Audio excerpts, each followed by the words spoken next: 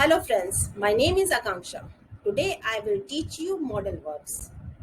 Modal verbs are verbs. The other name of modal verbs are modal helping verb, modal auxiliary verb and modal auxiliaries.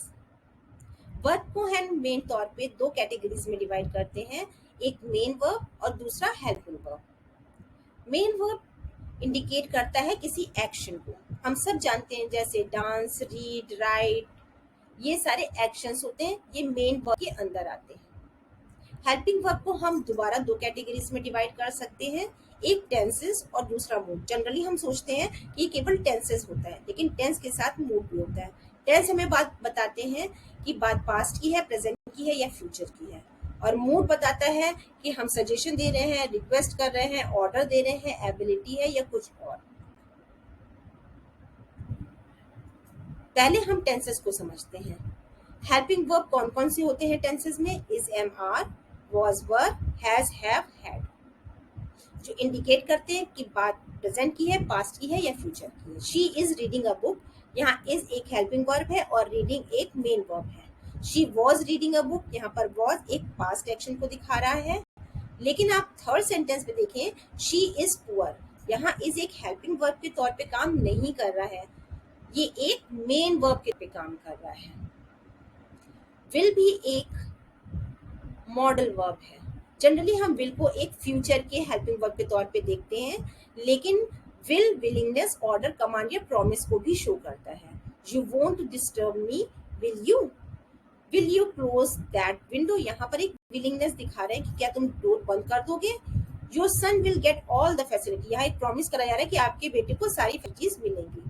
अब हम सबसे पहले समझते हैं कि मॉडल वर्ब के कौन कौन से मूड होते हैं, कितने तरीके से सब्जेक्ट अपनी बात को कह सकता है। Possibility, ability, request, order, permission, order, offer, advice, willingness, bless, curse, unreal condition, ये सारे मूड हैं।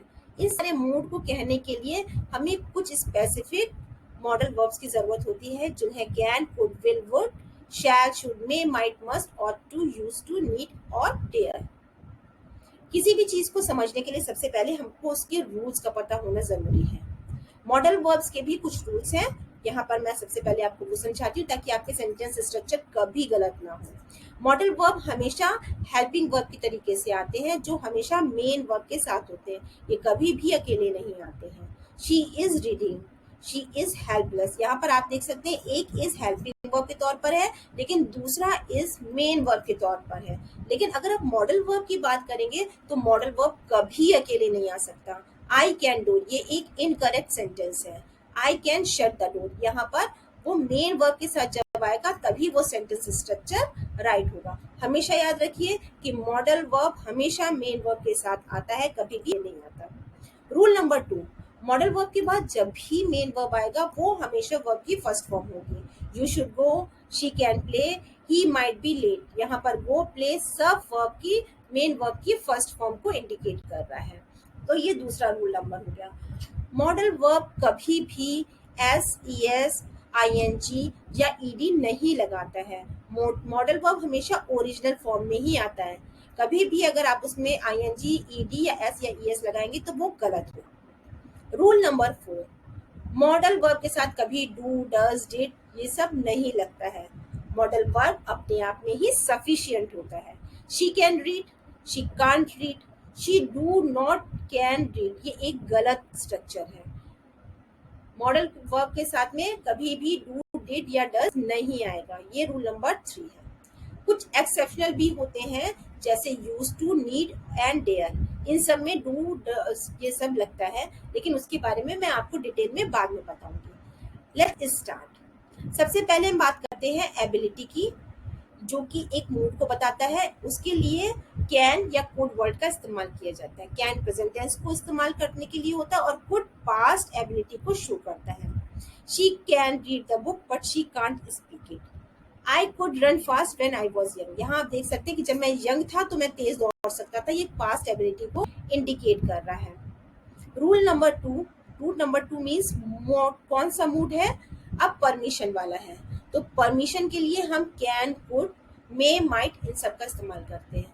कुड हमेशा फ्रेंडली होता है और माइट फॉर्मल चीज़ों के लिए, यानी कि जब हम किसी को थोड़ी रिस्पेक्ट देकर बात करते हैं तो हम इस्तेमाल करते हैं। लेकिन हमेशा याद रखिए कि कुड एक ज़्यादा पोलाइट होता है कैन से, और माइट में थोड़ी सी हेसिटेशन होती है। Can she read a book, क्या वो एक बुक पढ़ सकती है। Could I dance with you, यहाँ पर परमिशन मांग रहे हैं और थोड़े से पोलाइट है।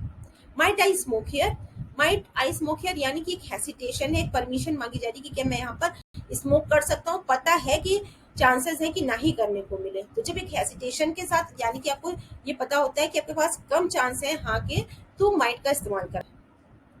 3 रिक्वेस्ट, रिक्वेस्ट के लिए हम can, could, may, might, will और वुड का इस्तेमाल करते हैं। Can you teach me English, यहाँ पर रिक्वेस्ट करिए, अरे भैया मुझे इंग्लिश पढ़ा दो। May I have your attention please, request कर रहे हैं कि मैं आपका ध्यान आकर्षित करना चाहता हूँ। खासतौर पर रेलवे स्टेशन पे आपने इस तरीके के अनाउंसमेंट सुने होंगे। Will you please shut the door, तो यहाँ पर रिक्वेस्ट करी जा रही है। ऑफर के लिए हम कैन, कुड, विल या वुड का इस्तेमाल करते हैं। हमेशा याद रखिए कि कुड और वुड ज्यादा पोलाइट होते हैं। Okay, will you like to take tea और कॉफी, विल का इस्तेमाल भी ऑफर करने के लिए किया जाता है। जैसे कि मैंने आपको पहले बताया कि ये सिर्फ एक हेल्पिंग वर्ब नहीं है बल्कि एक मॉडल वर्ब भी है।